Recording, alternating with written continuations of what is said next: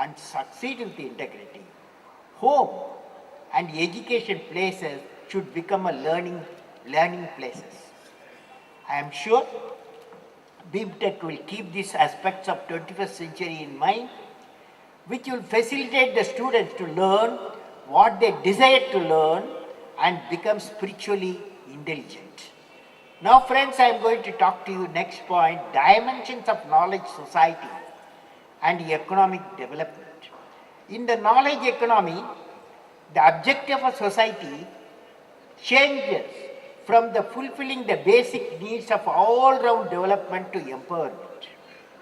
The education system will be promoted by creative, interactive, self-learning, formal and informal education with focus on values, merit and quality. The workers in the knowledge society, instead of being skilled or semi-skilled, will be knowledgeable, self-empowered and flexibly skilled. The type of work, instead of being structured and hardware driven, management style will emphasize more on delegation rather than giving command. Impact on environment ecology will be strikingly less compared to industrial economy. Finally, the economy will mostly be driven by knowledge-driven institutions and industries. The emphasis in knowledge society will be on sustainable development. Sustainable development plays a very, very important role. Since I am the midst of the leaders in management and qualified managers and leaders, I will talk on the topic profile of a knowledge society. The topic I have selected next 15 minutes, profile of a knowledge society. Recently, I was in the University of Arkansas in USA for delivering a series of lectures. When I was about to leave Arkansas on Saturday morning, I got a phone call on Friday night from Walmart chief. You know Walmart? Walmart, you know? You are one of some students have studied retailing. I got a Walmart chief.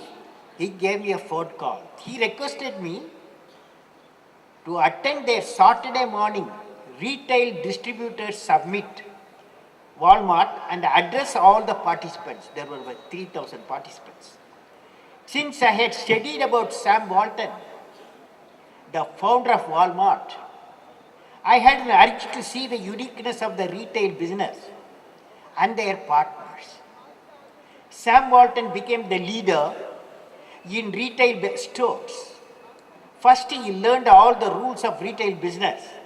Then he broke all the rules, which did not make sense to him, which meant almost all of them. Everything he did seems to be obvious. It seemed the way because it is. Sam Walton did not become a billionaire because he was a genius. The real explanation for his success was he had the courage of his conviction, courage of conviction. He has encouraged new manufacturing centers, new farms, new processing centers, wherever the distribution are located, and created a new business model which reduced the transportation cost. One of the key, why I am saying to you, when the new graduates, when you go for employment or employment generators you will be, you must know how the retail business, you can make a difference. One of the key characteristics of his career, Sam Walton, was that he kept learning throughout his life. Another business philosophy of Walmart is work with integrity and succeed with integrity. Very tough. When I entered Walmart store on Saturday morning at 7 a.m., the Walmart distributors meeting was in progress. A display was indicating the business trend in different distributors, and everybody was discussing, analyzing the business performance. We witnessed the live session through the live monitor. The peak performance of the week was the particular brand of iPod. for $2.5 billion. Before entering into the meeting, the chief took me 2 rooms. One room was where Sam Walton sat and carried out his business. The other room was a meeting room with number of chairs and one table, one Walmart kiosk with internet connectivity. It was a small room. Like that, there was a number of rooms in a row. They explained to me that this is the place where billions of dollars of business were negotiated, carried out with the distributors with total transparency. For Walmart, each member of their organization is an associate. They call them associate. For every outstanding performance, there is a cash reward which is given without publicity. I was astonished to see how transparent business they do and bring saving to the consumers. Consumers is your customer. For example, in 2006, savings reported for the consumer was around $287 billion, which is equal to nearly $2,500 per household. This is how Walmart fulfills its corporate social responsibility in a transparent city. Can the graduates from BIMTech replicate this model in the organization you are going to work, my dear friends? Now I am going to give you some of the leaders, 3 leaders, one in industry, one in science, another in space. How these visionaries performed, what is the uniqueness of this visionary? Now I would like to start by sharing with you India's great visionary in space science, space technology, Professor Vikram Sarabhai, who was my guru. I worked with him for 7 years. Very rarely in the life journey, great human beings influence one's life. I was fortunate to work with Professor Vikram Sarabhai for 7 years. While working closely with him, I saw the dawn of the vision for space program in a one-page statement. Witnessing the evolution of this one page by many years of ceaseless work by cosmic ray physicists, a great scientific mind, was really a great learning for me. Also, I was thrilled to see the famous vision statement of Professor Vikram Sarabhai made in the year 1970, which states, India, with your mighty scientific knowledge and powerhouse of young, should build her own huge rocket system and also build her own communication, remote sensing and meteorological spacecraft launched from her own soil to enrich the Indian life in satellite communication, remote sensing and meteorology. When I look at this vision today, I am overwhelmed to see the results of this statement. Today, India can build any type of spacecraft, any type of satellite launch vehicle, any type of spacecraft launched from Indian soil, and also it has all the capacity with its mighty facilities and powerful human resource. Through space technology and space science, India can be a partner in the World Space Program to enrich the planet Earth and further exploration.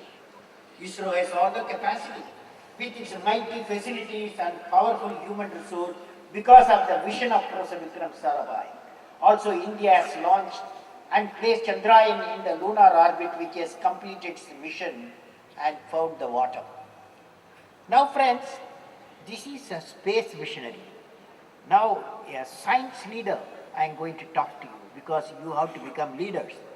When I am in the midst of students of management and teachers and scholars, I thought of sharing with you an incident about Sir C.V. Raman, a Nobel laureate in physics for discovering Raman effect.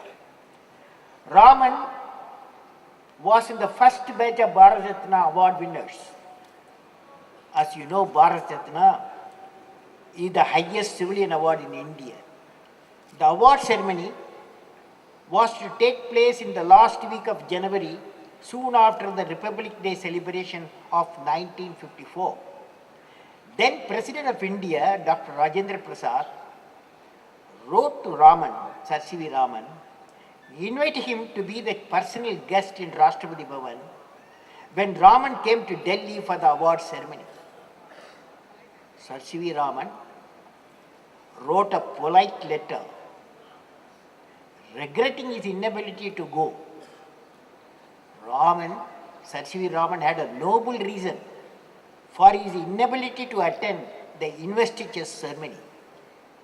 Sir C.V. Raman explained to the president he was guiding a PhD student and the thesis was positively due by the last day of January. The student was valiantly trying to wrap it all up, and Raman felt he has to be by the side of the research student. See that thesis was finished. Sign the thesis as the guide, then have it submitted. Now, here was a scientist who gave up the pomp of the glittering ceremony associated with the highest honor because Sir C.V. Raman felt that his duty required him to be by the side of the scholar student.